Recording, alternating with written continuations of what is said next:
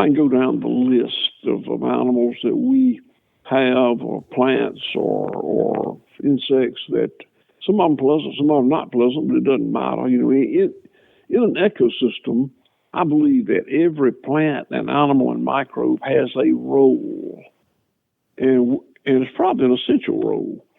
And we're so, we don't understand a lot of what they are, and these things that I don't like, there's some role they're playing in that ecosystem.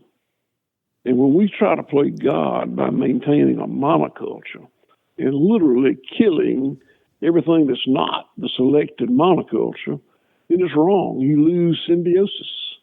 Pesticide, herbicide, insecticide. Side means kill.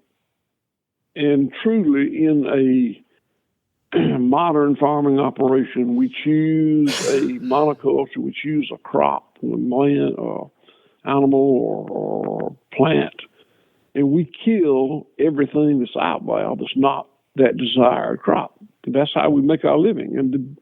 And the better at it you are at killing those targets, the better farmer you are in a monocultural system. But those sides that we use, those poisons that we use, never just kill one species. It always kills some range of species. And that creates an environment in which another species will overpopulate. So we got to kill it. And that creates another, and it's never ending. This is Will Harris of White Oak Pastures, and you're listening to the Drop-Tine Innovators podcast. So what that means is when you eat a feedlot, industrially raised animal, you're eating a creature that's dying of all the diseases of excess that kills people. They're obese. They're dying, and I don't know what makes us think that eating a dying animal is healthy. I don't know why we think that, but we did.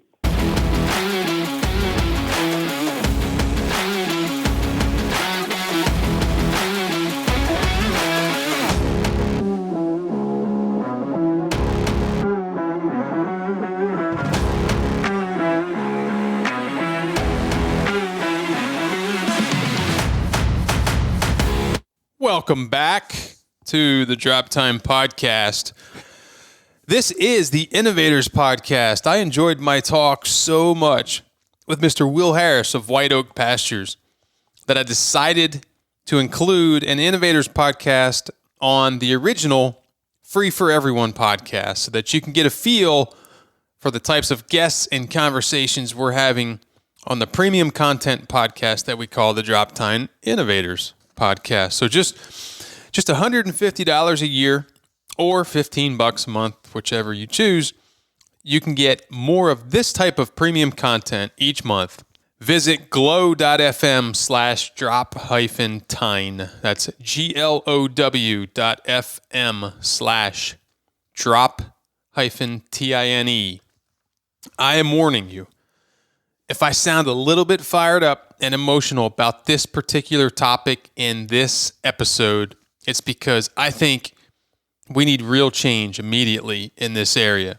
What does a regenerative cattleman from Georgia have to do with wildlife management, recreational and legacy properties, and hunting, for that matter? I would argue a lot. I'd also argue that by the end of this podcast, you'll agree. And I think you'll agree with me when I say that modern industrial food may seem cheap on the surface, but the ripple effect in chronic diseases and cancers shows us the real cost of cheap food.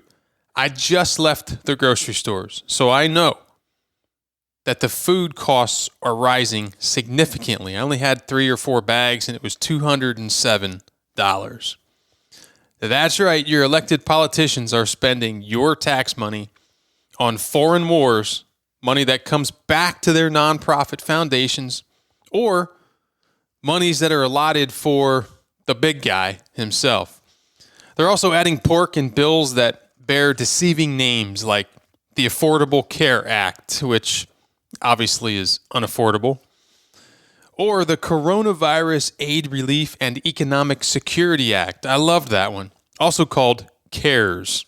That's right, trillions of dollars of our taxpayer money are being sent all over the country to other countries and spent on anything other than the small gym owner who they put out of business, or the barber, or other small business owners who truly struggled during their pandemic years. Now remember, gold no longer backs the fake U.S. paper dollar, known as fiat, or fake money. Your paper currency is worth less and less each day, which means you need more and more to buy the things that you need and want. They don't tell you this part in school. Contrary to what you may see and hear on the various fake news outlets, whether it's Fox News, CNN, ABC, NBC, CBS, Facebook, Google, The Morning Show, those crazy ladies on the Today or whatever show it's called, Good Morning America. All of these outlets are sponsored by, bought and paid off by multinational drug and food companies promoting the next best food or drug miracle and a plethora of disease-causing shots in the arm or ass. Athletes and singers are now bought off and paid by Big Pharma to promote some trial vaccine that they likely never received. These leeches all want you to believe that the most significant killers of humans out there are guns, viruses, and wars, when in fact, the number one killer is chronic disease caused by fake ultra-processed junk foods and the drugs that they push to suppress the symptoms of said chronic diseases, all while ignoring the true underlying causes. After working with my landowner clients all across the country for 25 years now, I've had the pleasure of working with clients more than twice my age when I was in my 20s. Throughout my 30s and 40s, it was still common for my clients to be twice my age. In my mid-40s now, I've helped families manage their legacy properties, and in recent years, I've been a part of the transition from one generation to the next, and I now work with the children of many of my original clients. These properties are handed down from one great land handler to the next. I take this very seriously, and I'm honored to be a very small part of their properties management through multiple generations. One sad but very real aspect that I now realize is that a great generation of property owners and land handlers are aging out, and unfortunately, many have been lost. I want everyone to understand that we can all extend our health spans so that they equal our lifespans. This strategy keeps us out on the land longer, together, managing herds, habitats, and critters much longer. In effort to do this, I've decided to incorporate eating real foods and using food as medicine into my podcasts. I want you to be aware of the real cost of cheap processed foods. I want all of us to enjoy many more early mornings, whether we're frost seeding or hunting long-bearded limb hangers, sitting in early November evening whitetail stands overlooking a freshly thinned or burned woodland juxtaposed right near a nutrient-dense regenerative food plot. And while our equipment may really piss us off sometimes, I want to forever enjoy the frustrating rants about drill settings and broken equipment with my good friends. You all know who you are. The truth is, not everyone is qualified to own land, and we see the results of this all across the country. Will Harris and his family and team at White Oak Pastures is a great example of someone who is qualified to own and manage land. I'm challenging my colleagues in wildlife management, biology, and ecology to do better and step back in time even further than the greats like Leopold and Stoddard to manage wildlife and fisheries resources in a way that works with nature, using many of the same tools Native American Indians used. starting with a deeper appreciation and respect for the complexity and spirituality of nature, and ending with the removal of the easy button cheats like toxic synthetic herbicides, insecticides, GMOs, and quite frankly, the piss poor management employed during the monoculture industrial farming and ranching era that is coming to an end. I'm calling for consumers and eaters like me to demand a food system that focuses on health and using real food to prevent diseases, so we don't land in the hospitals that, quite frankly, can't help us with chronic diseases. There's never been a drug for a chronic condition in the United States that has successfully lowered the rate of that chronic condition. Don't take my word for it. Look it up. The truth is, real food is real medicine, and relearning our nutritional wisdom as a species is a must, or we are forever beholden to the failing healthcare system and the drugs and ultra-processed food that allows them to profit from our chronic conditions. Enjoy. All right. Well, I'm going to jump on this and get going. Are you ready? Yes, sir. All right. So, obviously, Mr. Will, I want to talk about a little bit, and I know this might be a breeze out of your context, but maybe not. You know, professors and teachers and supervisors early in my career as a wildlife biology student and a wildlife biologist told me that deer management and cattle or livestock don't mix well together. Today, I would agree with them if they were referring to set stock or continuous grazing that destroys the ecology, obviously the pastures and wildlife habitat. But I would ask them if they know anything about adaptive or regenerative grazing. And people like you and Gabe, you know, I've followed Will Harris now for a few years, and I've been wanting to hear your opinion, Will, on the interworkings and the intersection, really just your observations on the intersection between wildlife species, wildlife habitats, and raising domestic livestock. And can an artist of domestic animal husbandry also serve as an effective wildlife and fisheries steward, or must the two remain separate forever, like my professors, etc.? You know, in 1963, well-known biologist Herbert Stoddard. Stoddard was a quail guy. He was a prescribed fire guy, kind of a hero of mine. But he addressed this when he quoted the following. He said, "Those of us who are engaged in land handling," I love that term, land handling, "might well have the interest of wild creatures as well as our primary activities at heart. Forestry, for instance, does not need to be as artificial as it often is. Neither does modern agriculture. Huge commercial farms are frequently handled in such a way that the ground is unattractive to breeding and feeding bird life." And he finishes with this quote, which I just included in my talk to farmers and ranchers in Springfield, Missouri. He says, "It is not necessary to success in farming to ignore wildlife. It's an asset."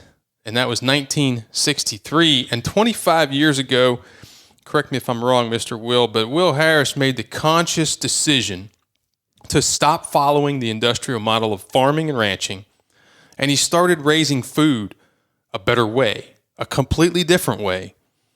And he did it way before it was cool on YouTube. You never hear him calling the model the Will Harris model. You don't see him producing products that he attaches a tag to or claims as his own intellectual property. It's because he knows this eons-old approach is based on the old cycles and rhythms of nature, just as his great-grandfather understood. Will calls what they're doing at White Oak Pastures radically traditional, and I love this. Radical for obvious reasons, traditional because they're returning to something that the Harris ancestors did so long ago. It's a great story, and as Will notes in his book, A Bold Return to Giving a Damn, I'm the only sumbitch who can tell it. So I love quotes and going with, there's so many quotes I've highlighted in this book. As I just told Will, I've destroyed the book and now I'm going to hand it to my wife to read. But when talking about White Oak Pastures as some sort of Jurassic Park or Garden of Eden, here's his quote, and I quote, "I call it a biome that is teeming with wildlife. And I don't mean teeming just the species we raise for food. Teeming with life includes a plethora of other ones too, the pleasant kind of creatures you wouldn't mind getting close to. Deer, bunnies, and butterflies, and the less Disney ones like alligators, bobcats, snakes, and eagles that you'd be wise not to mess with. Everything flourishes on my farm now that we haven't used pesticides in 25 years, and we manage the landscape so that it expresses its natural potential." So, Mr. Will, you've told the story about how you were profitable while operating a monoculture industrial cattle farm. The fact is, many ranchers aren't even profitable under that model, but they still fear the pain associated with change. I always say when the pain to change is greater than the pain, there will be no change. So can we kind of start off with what was the pain that was so severe in Will Harris's mind that he decided to get uncomfortable and change? Well, thank you for the question, and the answer is I was an abuser. You know, with your pursuant to what you were discussing about people saying deer can't exist where there's a great livestock operation. And I know why people say that. It's because they attempt to run a monocultural cattle or hog or sheep or goat or poultry operation, and there's no room for other species in that. And we use all the scientific tools to take out any species that's not the desired monoculture that we've chosen to grow for profit. And then in that scenario, it's extremely unnatural. You know, I don't believe that you can name a single monoculture that exists in nature from a plant perspective, an animal perspective, a microbial perspective. In every system, it's every ecosystem is a system of individual species living in symbiotic relationships with each other. And the more healthy the ecosystem, the more species you have living in that, in supporting each other. We can talk about that all day long. And to answer your question about me becoming disenfranchised with what I used to do, which is run a monocultural cattle operation, it happened because I was an abuser. You know, if the label said use 1 cc per 100 pounds, I probably used 2 cc's per 100 pounds. If it said put 1 pint per acre, I probably put a quart per acre. And because I was that abuser, I think I came to see the unintended consequences of those technologies and didn't like them. And so I just fairly abruptly ceased. I did not move into this business model that I have today as a thoughted, planned business move. I was just moving away from what I used to do because I didn't like it anymore. So anytime we try to maintain a monoculture is problematic. And I think it's in forestry. I think I live in southwest Georgia. We've got huge stands of planted pines, and it's a monoculture. And it's not nearly as healthy as a forest should be. The same is true with a field of peanuts or cotton or corn or a pen of cows or hogs or sheep or goats. Nature needs many different species of plants and animals and microbes living in symbiotic relationships with each other. That's the way it's supposed to be. I agree. Well put. And I remember reading in your book, you talk about, you didn't, we're talking 25 years ago or more, you didn't move towards some, regenerative or holistic approach. You started by eliminating or removing those management tools and techniques that you just felt weren't right. And I related to that because that's really what I've been doing in my career as a wildlife biologist and ecologist. Is sometimes the first step in making drastic change is the removal of something, not necessarily the addition of something. And I think too often we as human beings want to add things. So, the listener can certainly go to a whole plethora of places to hear you and read about you, of course, in your book, which I highly recommend. I'm sure most of them have heard you on Rogan, and I thoroughly enjoyed it. It was Liz Haney who first sent me a text, and she said, "You've got to listen to this." And I did, of course. And I've always been a big fan of the folks at the Rome Ranch and your podcast on Where Hope Grows. I was doing some manual labor, enjoying some manual labor in my citrus grove in South Florida, listening to that podcast, and I was just laughing my ass off. And I thought, I've got to get Will on because this is what I'm curious about. And I'm sure you could take this many different directions. You've been around agriculture and ranching, domestic and wildlife, wild animals your whole life. These activities obviously put you in touch with nature every single day. So are there any changes, or maybe I should say, what changes have you noticed, this is broad, regarding wildlife populations or species as a result of this paradigm shift and the way you now farm and ranch holistically? And this could include, I'm not just talking about game species like whitetails and wild turkeys, which I love, quail, waterfowl, but also insects and birds. Well, that too is a good question, and there are just legion of changes that I could tell you about. I know you probably know what dung beetles are.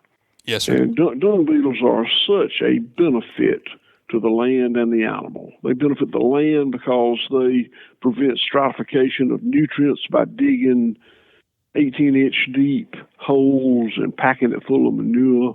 They benefit the animals because they make the manure less of a breeding ground for horn flies and face flies. There's just a lot good about them.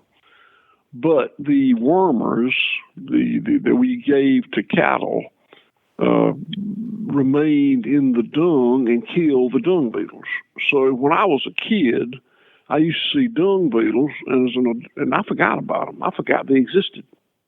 I quit worming my cattle, and it took a couple of years. I was driving through the pasture one day and saw where dung beetles had worked a pile of cow manure.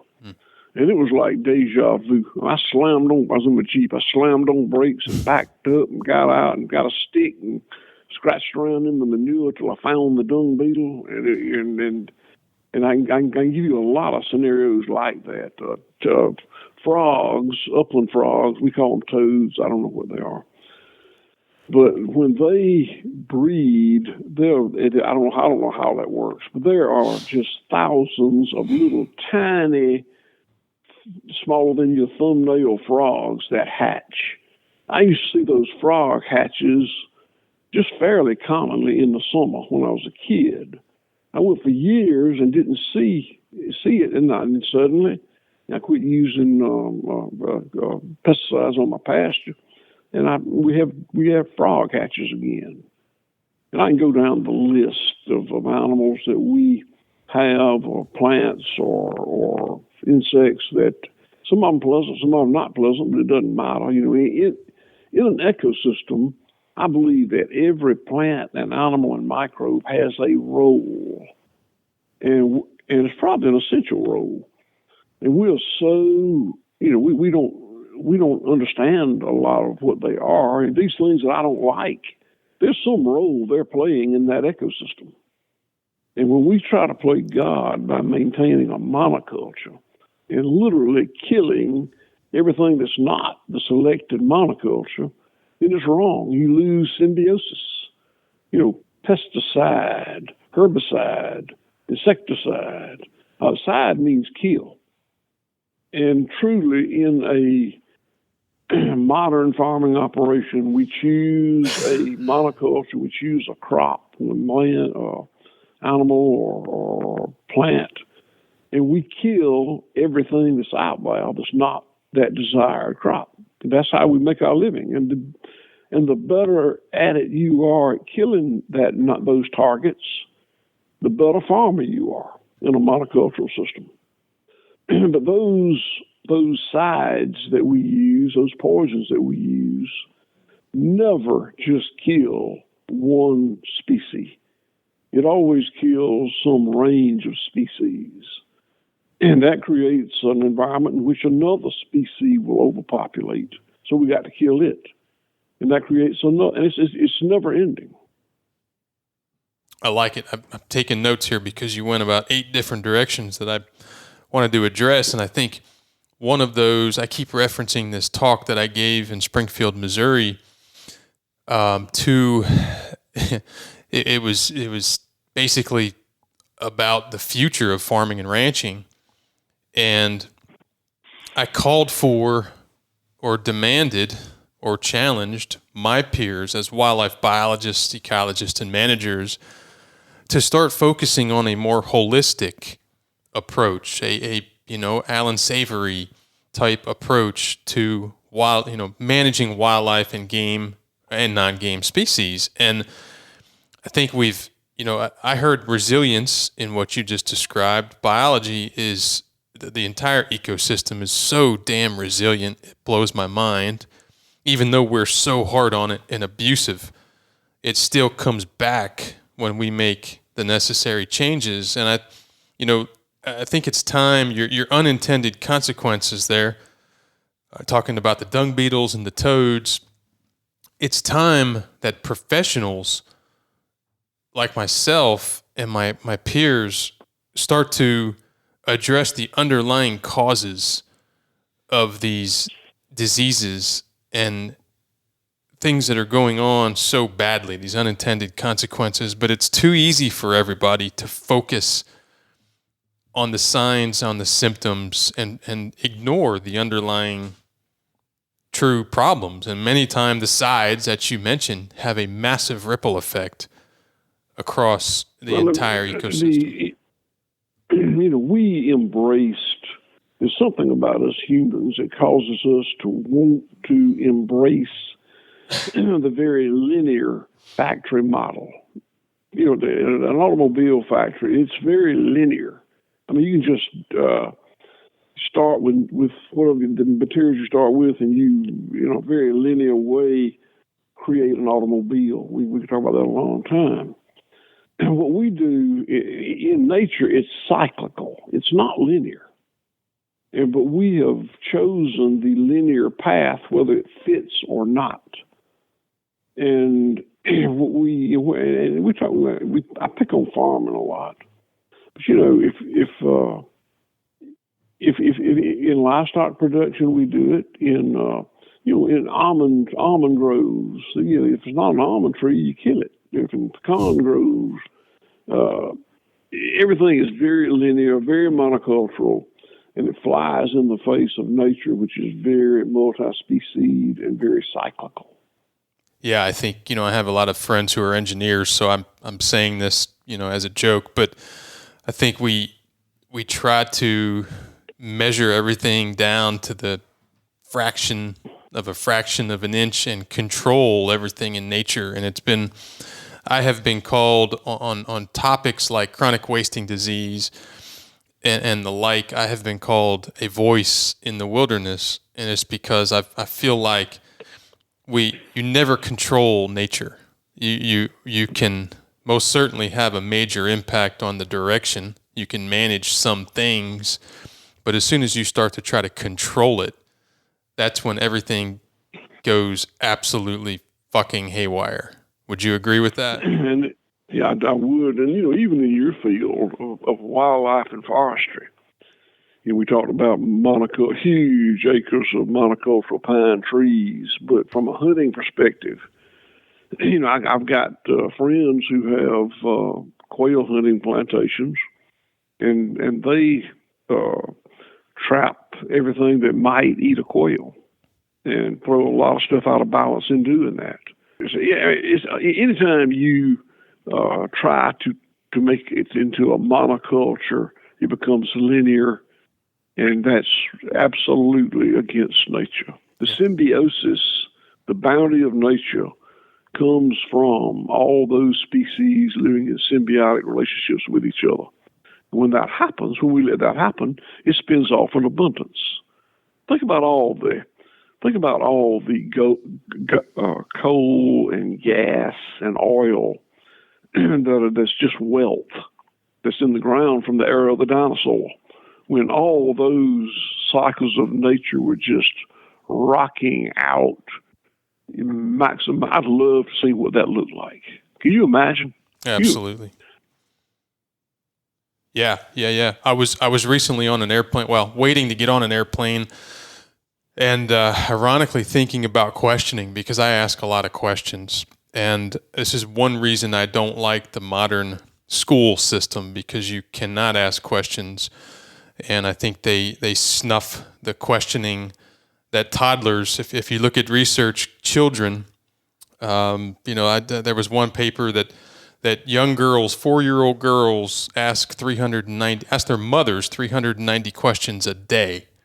And the boys weren't too far behind that. And right about 5 years old, the bottom falls out of that and it plummets. And it's, obviously you could blame teachers, you could blame the school system, you could blame parents. And mine are 17 and 13, but it made me laugh because I can remember when they would ask so many damn questions, and you're just trying to cook dinner or make a call or do something. And we have snuffed out the ability to question. I stood in line waiting to get on an airplane, and this little boy said to his mom, or he asked her if what the biggest carnivore is. And I kind of chuckled, being a wildlife biologist. I was like, man, there's a lot of weird people in line with me right now. I'll be honest with you. I'm standing there in my Wranglers and my Tin Hall cowboy boots, and I'm looking over at this kid, and he said, "Yeah, but Mom, what is the biggest carnivore?" And Mom just said, "Hey, be quiet. We're waiting to get on a plane." And as loud as he could, he said, "What's the biggest carnivore that can fly, Mom?" And she kind of, "Shh, quiet. We're getting." I'm getting ready to turn around and talk to the kid, and I thought it was funny, because he just kept asking question after question after question. I think we've lost that ability to just ask questions. When I met Fred Provenza, Fred reinstilled this, and I spent a lot of time in the woods and fields and streams, just, hunting, fishing, whatever. And Fred kind of made me think to get out there, instead of sitting in the office, get out there in nature and just observe. Not for 5 minutes, but maybe 4 or 5 hours. And it causes you to ask so many questions. And in your book, you talk about how you go out in your Jeep, and it's a habit of yours every evening until it's pitch dark. You drive in that Jeep and you just observe, whether it's your cattle or whatever on your farm and ranch. I think we've lost that. Well, and we're still figuring it out here. I've been... I graduated from the University of Georgia College of Agriculture, majored in animal science, and I'd been raised by my father, who was a super industrial cattleman. He took over the farm after World War II, and his generation was one that really industrialized this farm. Under him, it became a monocultural cattle operation, and I think he's a cowboy. He never would have said it, but I think he took a lot of pride in the fact that he was a specialist. That his father and grandfather, who worked the same land before him, were generalists. They had to know a little bit about a lot of it.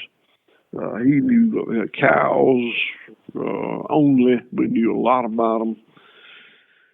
And I never wanted to do anything except what he did. I wanted to run the farm very industrially. So I went to the University of Georgia, became even more industrial than my dad, which is how I got here. I became so industrial, it was just time to do something different. I went too far. Yeah, I think in your book you mentioned something I found interesting, an observation. You said that when you started at UGA, your major was animal husbandry, right? And then that changed. Yeah, it did. They changed from animal husbandry to animal science. And that's interesting because husbandry and science are so different. As we talked about Yeah. before, husbandry is cyclical. Science is linear. Yeah. Yeah. It was also problematic. When I was at Georgia, I took breeds and breeding from geneticists and nutrition from feeds from nutritionalists, and everybody was a specialist, and they were brilliant people and great people. I'm not being critical of my professors, but they knew so much about such a narrow segment of the production model. Right. And in retrospect, I don't know what makes us think that that's a good way to do it.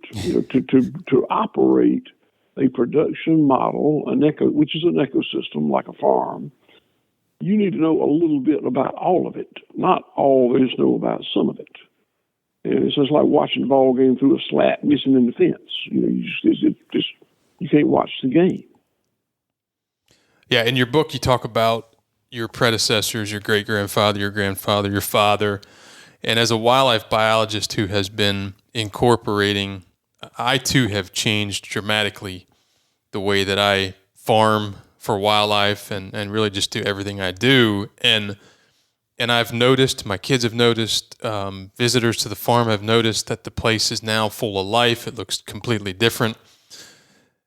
I'm just curious if I would be, I'm sure you'd like to do this too, but to sit all of those generations down, and you do a fantastic job of walking us through the history of what farming and ranching looked like during each one of those generations. But from my passion, which is wildlife and primarily game species, deer, turkeys, quail, waterfowl, I wonder how the populations have changed from each of those generations and right on to yours, as you kind of, mentioned, those who fail to learn history are condemned to repeat it, right? And I think you're one of the few who sat down and said, you know what, we have got to go back to the way it used to be done. And I'm just curious what each of you has noticed in especially the game species, turkeys and deer, or maybe there really haven't been any major fluctuations in population dynamics or species richness or densities. Yeah, there has. So we used to, I had a lot of herds of cattle.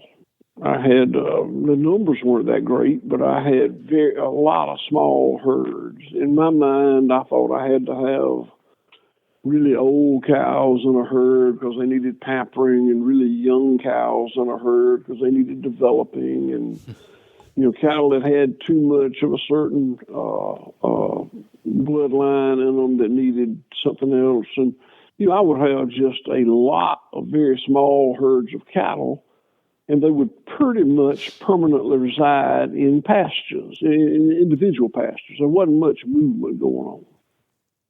And so they continuously graze, so the grass never got very high, and there just wasn't much livestock. Wasn't much wildlife.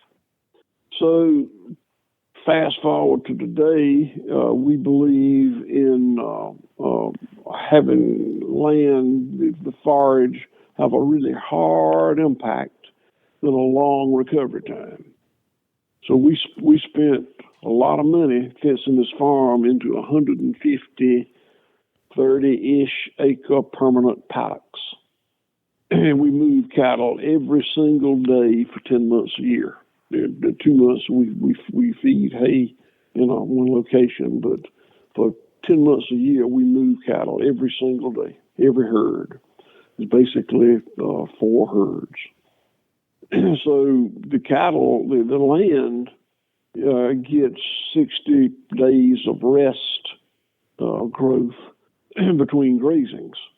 Of course, in 60 days here on land that's gotten up to 5% organic matter, you can grow a lot of stuff. Also, previously, I believed that I wanted nothing but Tifton 85 Bermuda grass. It was a monocultural cattle operation, and I tried to maintain a monocultural plant species to accommodate it. And so I sprayed every acre every year with gray zone P&D herbicide, which kills the heck out of everything that's not Tifton 85 Bermuda grass. And my pastures were aesthetically pleasing. It was just one big sea, wasn't very deep, one big sea of Bermuda grass. And today my pastures, I call it woolly. There's a lot of different species of stuff growing out there. When I ceased that program of just Tifton 85 of spraying to keep just Tifton 85, I had just a plethora of other plants come up in my pasture. And it became problematic because some of those plants cattle choose not to eat. And that's when I had to get sheep and goats and other species to help maintain the woolly pastures I was raising. So one change begets the next and the next and the next.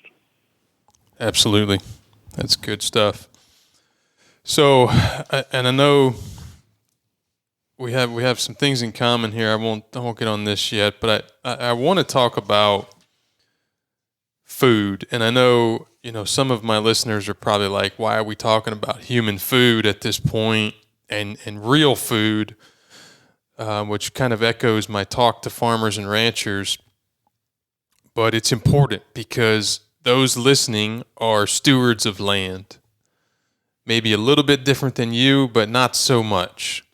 They're wildlife stewards, and they're managing legacy properties, many of them, or hunting legacy properties, and the land is important to them, and passing it on in a far better condition than what we inherited it is the ultimate goal. So I'd like to talk about the quality of food. And by the way, long before I read your book, I bought real food from your company, White Oak Pastures. And I sent Jenny an email, your daughter an email yesterday, I guess it was, because it was kind of funny. The last time I had somebody on, it was actually Paul Brown, and I mentioned which products I absolutely love that come out of Brown's Ranch. And it just so happened that product sold out, certainly not because I mentioned it. I'm sure we didn't help the deal. And my wife knew about the podcast, and she said, they're out of XY. I think it was fillets.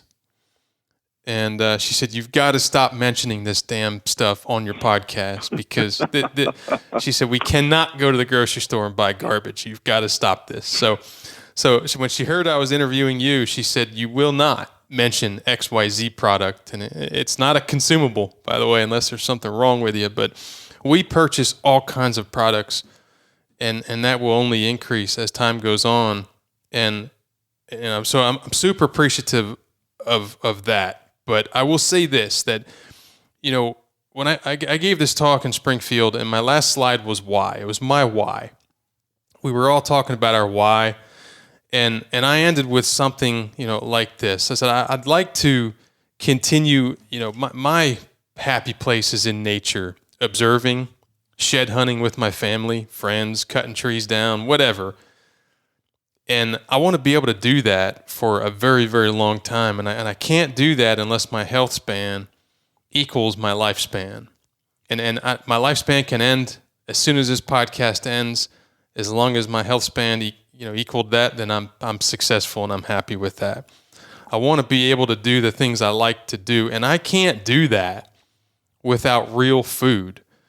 I had some health problems related primarily to gut dysfunction and ironically to the sides, my overuse of the sides. Different bodies react differently to the sides, herbicides, insecticides, the whole 9 yards. And what I told this audience and what I've been telling my friends and family is, as a society, I personally believe that we need to demand to be paying more money for real food. Consumers and eaters like me, I call myself a professional eater because the definition of a professional is somebody who continues to improve in their particular field, whether you're a teacher or an eater like me.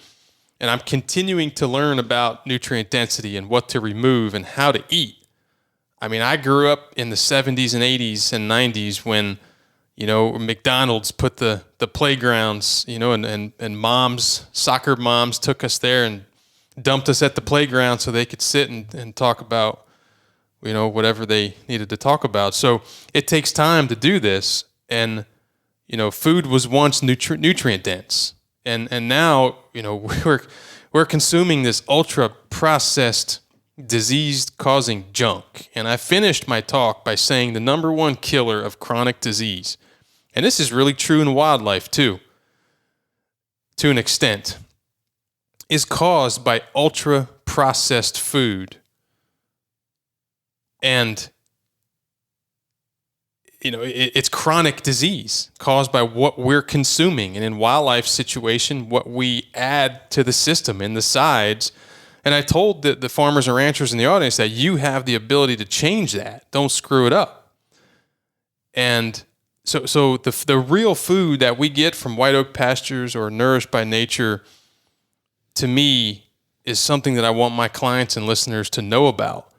Because there was a time, our grandparents or great-grandparents spent far more as a percentage of their income on food, on real food. But they sure as hell spent a lot less as a percentage of their income on health care.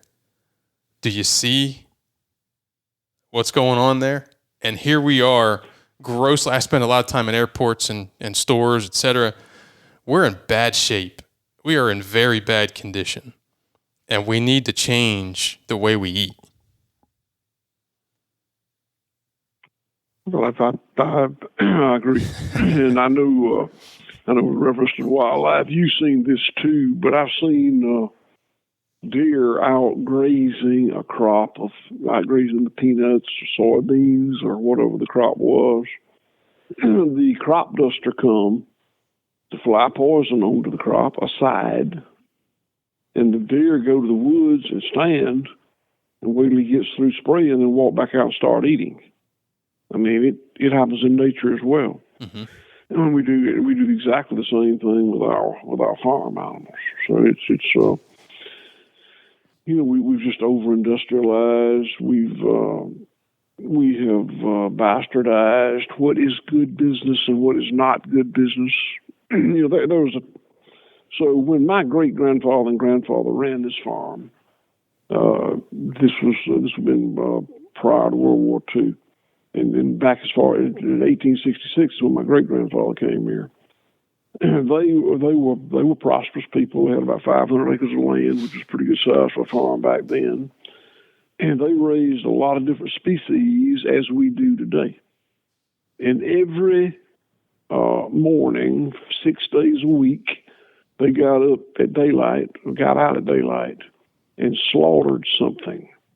It might have been 100 chickens. It might have been a couple of hogs. It might have been a cow. Might have been a couple of sheep. They slaughtered some. And then they loaded it in a one-horse wagon. And an employee drove it 2 miles to Bluffton, which is the town that I'm sitting in right now, and distributed that morning's kill. This is pre-USDA and pre-refrigeration and pre-internal combustion engines. But they would distribute whatever they killed that morning to 3 stores and a boarding house and a hotel and whoever else wanted to buy it. Then that Saturday, my great-grandfather and grandfather would ride a horse to town and collect his money. But, that model is so, it violates every food safety standard that USDA or FDA could come up with. But it was, a very healthy, basic way of eating, very natural. Speaking of a healthy way of eating, how do you, as the purchaser of the food for my family, it intrigues me that the beef industry and I know you've spoken a lot to this on other platforms, but the the regulatory capture and just the regulation in general makes me sick. And actually, Paul Brown of Brown's Ranch, Gabe's son, has been doing email newsletters and just started doing them. Did a fantastic job on the last 3 or 4, whatever they are, and really talking about the big four. And I think as consumers, as citizens, we're ignorant to all of that. And I responded to Paul, and I'm appreciative of that. And I think more people need to know what's going on. And you mentioned in your book many times that you were once an industrial monoculture cattleman, and you've gotten away from that. And I think it's still hard for some people to wrap their minds around why you did it. And I know, but I recently drove by a farm in the country with my 13-year-old daughter in the pickup. And as we drove by, we both kind of looked at this confined animal area of I don't know, a third of an acre that had cattle just stacked up in it. And it was a mud pit. I mean, it looked like the kind of mud pit when we were in high school we would have, loved to have for the weekend in our pickup trucks and whatever, four-wheelers. And the cows were just standing there after a rain in their own dung and urine and mud puddles. And then there was an old farmhouse and a typical Pennsylvania barn. And on the other side of that barn was a cut cornfield and 2 or 3 rows of equipment. A sign that they are clearly having an equipment auction this weekend. And my 13-year-old daughter muttered the words, "That's gross." And it is gross to think about your food coming from that kind of environment. And I said, "You see that line of equipment?" And I explained to her that they're having an auction. I said, "Do you see the similarities?" Clearly what they're doing on the south side of the barn is not working, because on the north side of the barn, they're selling off everything, including the farm, by the way. Well, the industrial model is, when I told you, when my dad was the first generation of my family to embrace it, and when he did, he thought it was great. He died believing that was just a far superior way of running a farm and making a living than what his dad and granddad had done here. I came up under his tutelage, and I thought the same thing. I thought that this is just great, and I never wanted to do anything as a kid except run this farm industrially as a monocultural cattle operation, just like my dad had done. And when I went to the university, majored in animal science, that was exactly what I wanted to do. I came home and did it hard for 20 years. And I got to say this, we made money every year. I went back and looked. I paid taxes, income tax every single year. And we weren't rich people, but we had to pay for a farm. We were good cattlemen, and we made money every year. But when I finally faced up to the excesses of that production model, it just was not attractive to me anymore. It went from being very attractive to not being, just because I looked at it more objectively. You mentioned the cow and the feedlot. So if you look up the expected lifespan of a cow, Wikipedia, I think it's 24 years. I believe that's right. It's pretty close. But a cow in a feedlot would be, at slaughter, would be 18 or so months of age and gaining 3, 4, 5 pounds a day in that feedlot. And if you, when the kill date came and weighed 1,400 pounds or whatever the target was, if you left him in there, he or she would not live that long. I've never done it. I don't know what the number is. but it's nothing like 24 years of age. So what that means is when you eat a feedlot, industrially raised animal, you're eating a creature that's dying of all the diseases of excess that kills people. They're obese. They're dying, and I don't know what makes us think that eating a dying animal is healthy. I don't know why we think that, but we did. Yeah, and going back to the ignorance of most American consumers, this is why I really liked what Paul was writing. Only 2% of the U.S. population produce food for the entire country. Now that means that the bulk of the beef on the grocery stores and even in these local, butcher stores, butcher shops, the bulk is imported from another country. Is that accurate? Oh, that's absolutely accurate, and it's terrible. So when we changed the way we farm, we gravitated towards the grass-fed beef program without even there being a grass-fed beef program. In the 90s, nobody was talking about grass-fed beef. But that's where we wound up when we added other species. About 2000 or so, people started talking about grass-fed beef. You'd see it in food magazines and various things. And it was so similar to what I was doing that I just started doing it and referring to it as grass-fed beef, and actually sold Whole Foods Market and Publix Supermarket the first pound of American grass-fed beef. They marketed as American grass-fed beef. And I tell you what, we did have some really good years when the farm was operating industrially. We were comfortable financially, not rich, but comfortable. When I was transitioning, we had some rough years. Margins plummeted. We didn't do very well financially. We were fortunate. We had equity in the business. We were able to survive. We had money-losing years.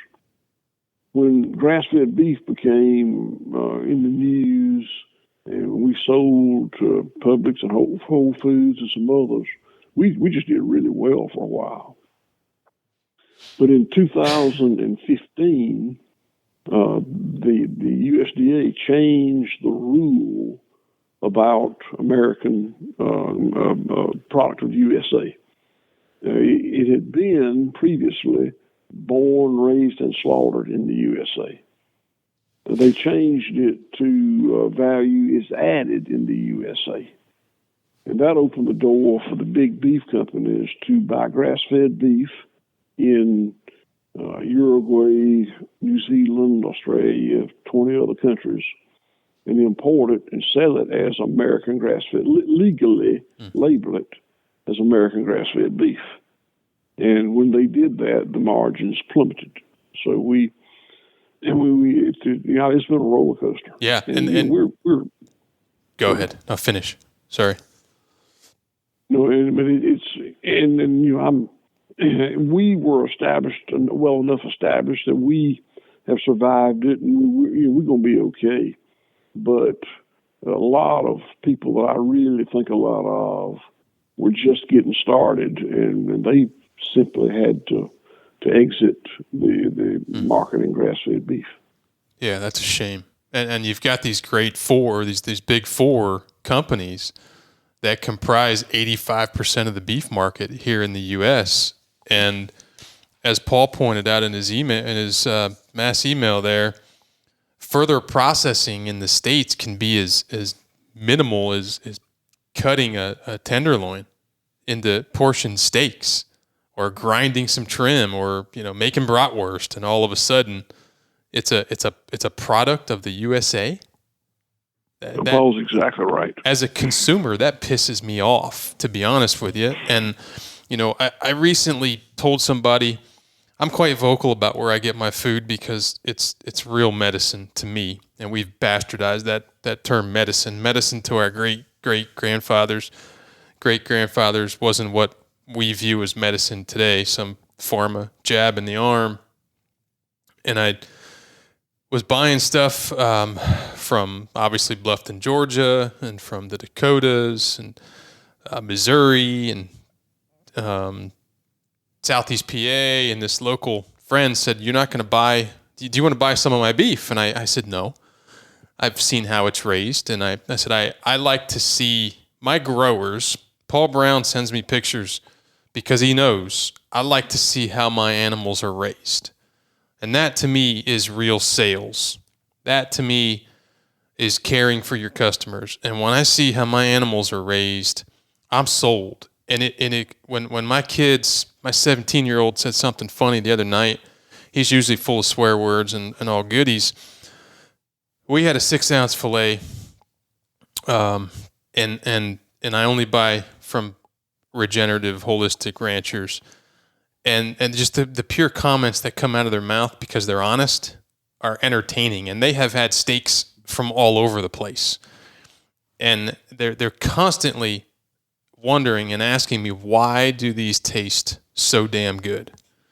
And to me, that's, there's nothing better as a parent than giving your kid food that they say, "You know what, Dad, this tastes so much better than those fillets we were forced to eat at that restaurant the other night," right?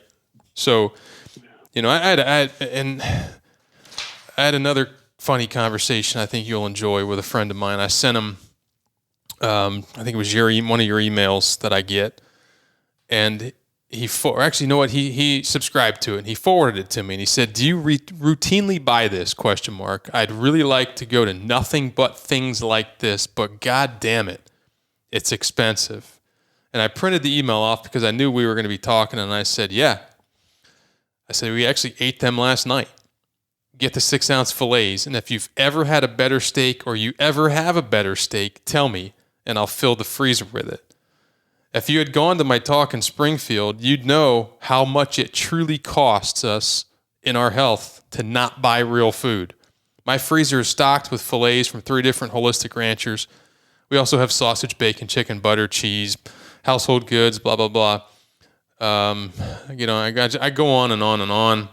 Food is medicine, and the real cost of eating animal products from animals raised on GMO grain, antibiotics, hormones, diversity and phytonutrient lacking diets full of toxins, etc., is killing us. And I said, buying bodily nourishment far away from home and consuming healthy animals raised right with an emphasis on animal husbandry and healing the degraded land is the diversity that the human body needs. I said, I'd eat local beef too, but these fuckers don't know how to raise and nourish animals. Support the family farms and ranches who get it. I'll send you more. And I said, just your luck. I'm interviewing Will Harris, the White Oak Pastures, on Friday. Get his book, A Bold Return, blah, blah, blah. His response was rather humorous. He just said, "You convinced me, period."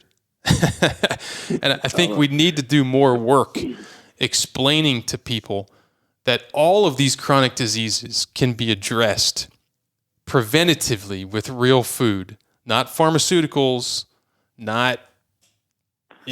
Yeah, I'll just stop there. Well, I do agree with you about everything you said about the impact on your health, but it doesn't stop. Wow. The reason industrial food is so cheap is because it throws costs off to other areas. It doesn't bear its own way. And you brought up the health side of that, and that's true. But what about the dead zone in the Gulf of Mexico? What did that cost? That's a lot. But it was caused by pesticides running off my fields and other fields around my farm. And what about the atrazine or the other chemicals, glyphosate in the polar ice caps? Those are costs. We can go on and on and on about the costs. Yeah, what about species that are driven into extinction? There's a cost there. And the pesticide company is not paying that cost. And the farmer that's raising the food is not paying the cost. We're all paying those costs.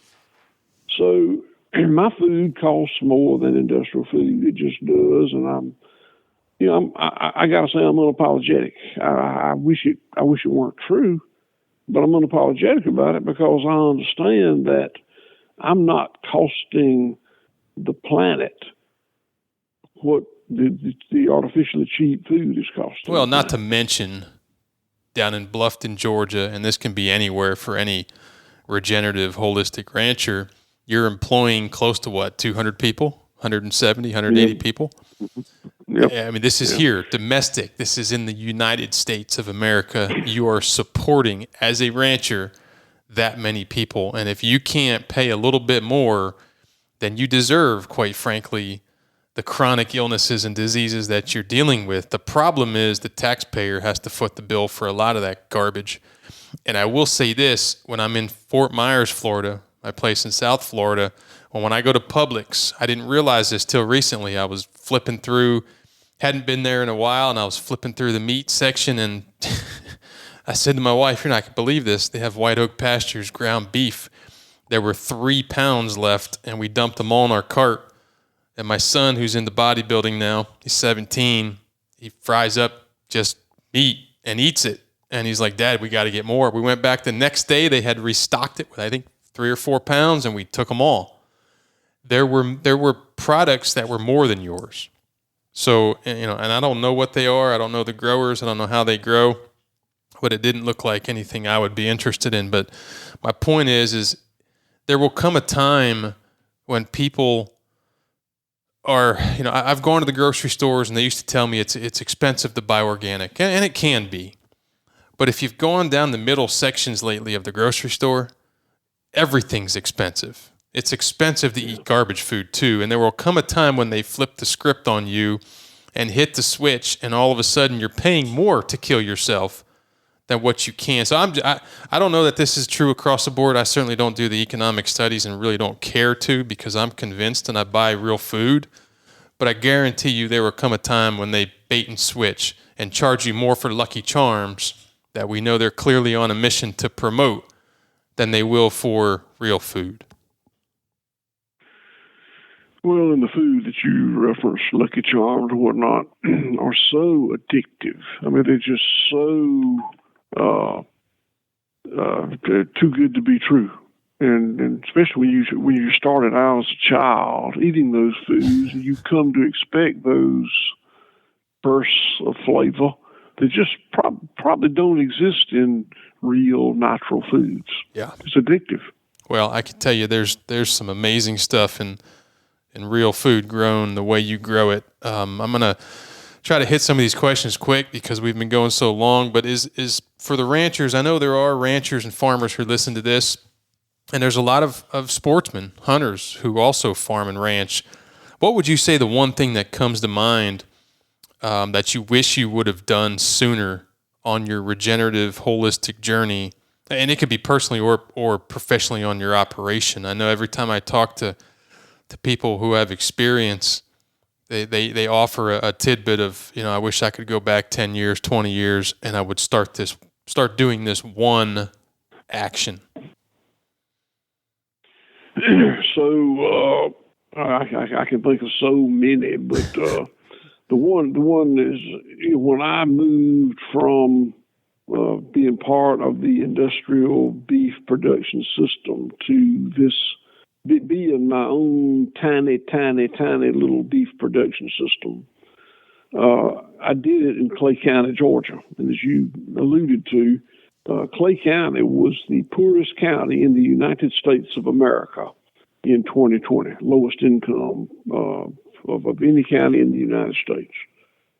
So, and I was farming on a fairly good scale, fairly large scale, and the idea of me being able to grow grass-fed beef and sell it in Clay County, Georgia, was just that's not part of the equation.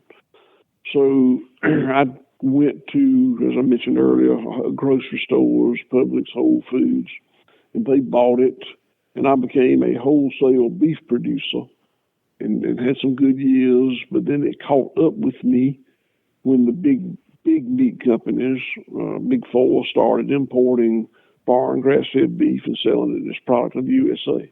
Mm-hmm. So then I had to rethink it and find ways to go direct to consumers. And that's what we're doing today primarily. We still sell Publix. They're great people. Whole Foods threw me out. But we sell a lot of more product direct to consumers on our website than we do wholesale. When it used to be 100% wholesale. So your ranching operation is obviously wildly successful by all measures. What would you say the biggest challenge you face every day when you get up to go to work is? Wildly successful by all measures is a little overstated. The cash flow is hard. And we're blessed to have a lot of equity in the farm, but we got some debt. And there's a lot of things I want to do beyond what we've done. And keeping your eye on the money is just something we do all the time. We are forever.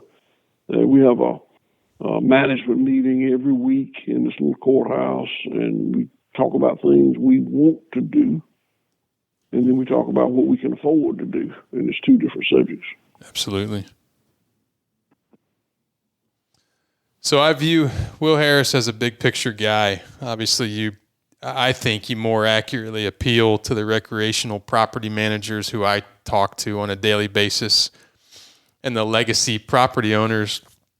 Because while economics are important for you, for all of us, you're not willing to throw the perpetual cycles of nature and the legacy of the land in the shitter for a perceptively more favorable return on capital. And I appreciate that. And I think a lot of people appreciate that. But I guess first, is this accurate? And second, why? And I'm just curious what's next for you. Sort of alluded to that. What's next for White Oak Pastures?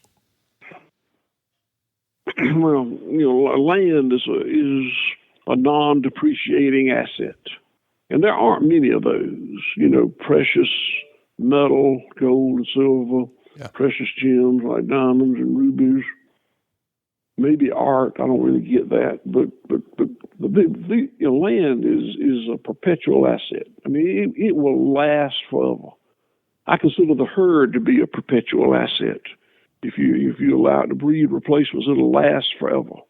You can inherit it, and 6 generations later, it's still here. So managing that perpetual asset as though it is a perpetual asset. In business, there's all the focus is on a monthly report, a quarterly report, an annual financial report. But really, those things don't matter. And in a linear business that does not involve land and animals, maybe that works. But in a cyclical business with non-depreciating assets that will last forever, it's why I'm happy, so at least satisfied, with such a low return on investment. It's because the investment will always be here. It's not depreciating. It's not falling out from under me. It's good stuff. And my last major question I have for you is, I guess, stealing a line from Steve Groff. What must the future-proof farmer and rancher do if they want to remain at the table? I think they've got to find a way to get out of the linear system that they're a part of, and it's very hard to do. It takes a lot of capital. It takes a long time, but I think that farmers will be poorer and poorer and poorer if they generationally stay in the industrial food production model that we've been lured into. Yeah. I'm so glad that I got out of it. I'm so blessed that I got out of it when I did. It's harder. It would be harder for me to get out of it now than it was 20, 25 years ago when I made my escape. Absolutely. Well, good stuff. To me, there's a special connection in knowing where my food comes from. I know that's probably cliche, but this morning when I walked out to my freezer and I grabbed those neatly packaged white oak pastures. I think I pulled out some pork sausage for a hash or something for my kids tonight, and some bacon. I can't imagine after knowing what I know now, moving forward and driving over to the grocery store to buy beef or any animal product. To be honest with you, I would never do it again. Now that I know how real food is grown by farmers and ranchers like you. So I appreciate that. Thank you so much for spending a good fraction of your time in the middle of the day with me today talking about this. There's a lot more we could talk about, and appreciate everything you do for the entire ecosystem as a whole. Well, I want to thank you for your interest in what we do. I'm grateful to you for having me on your show today, and I hope you'll come see us here in Bluffton and let me show you what we do. Absolutely. All right, well, appreciate you. Have a wonderful day, and we'll stay in touch. All right, Jason, thank you very much. Yes, sir. Thank you. Okay, I hope you enjoyed that conversation with Mr. Will as much as I did. Will Harris is a true innovator and one of one, and he needs to be heard. His book and the real food that he and his team produce are worth every penny and every minute invested sitting at the computer while shopping White Oak Pastures for real food. As the purchasing agent of real food in my family, I can assure you that when the freezer gets skinny and we're running low on 6 or 8 ounce fillets from White Oak Pastures, I'm the first one to jump on the computer and order more. And not long after receiving them, my family's nutritional wisdom kicks in and we fire up the Traeger. This nutrient-dense food as medicine prevents the plethora of chronic diseases, including aging, that are hounding Americans today. Our medical system, our healthcare system, and our food system are all so far fucked up that it's time we demand to be paying more and more for real food. White Oak Pastures is not the only operation producing real food out there, so search for it. But honestly, there's a very good chance you won't find real food in your grocery store, including the ones who pull the greenwashing card like Whole Foods. You know, commodity beef, the junk bought at grocery stores across the country, is controlled by only 4 large companies: Tyson Foods, Cargill, JBS in Brazil, and National Beef. In fact, these 4 companies make up 85% of the beef sales in the United States. And these 4 companies have greenwashed terms like grass-fed, and now they're after the term regenerative. What about products in the USA? We've all seen that sticker on meat. It sounds simple enough, but under their labeling laws, animals born, raised, and slaughtered in other countries can be labeled as product of the USA if it's simply cut into portioned steaks here in the U.S. That's insane. And don't take my word for it. Research it yourself. That's right, courtesy of your USDA. Reading labels on food packaging is just not going to cut it. They're lying to you, and in order to pull it off, these 4 big producers are in bed with your USDA to create loose labeling laws. You must know more about your farmers and ranchers, those producing your food. Otherwise, you're buying and consuming food from animals that are chock full of antibiotics, vaccines, and other toxins, born, raised, and slaughtered in Brazil, Canada, or Mexico. Not mine. I'm proud to say that my beef and other animal products that hit my table come from regenerative farmers and ranchers who I know. Good operators who understand how to manage animals and the land that supports them. And by the way, all of this management benefits wildlife and fisheries. These operators send me pictures of where the animals that I will eat are grazing. and they're in pastures, not in barns or feedlots.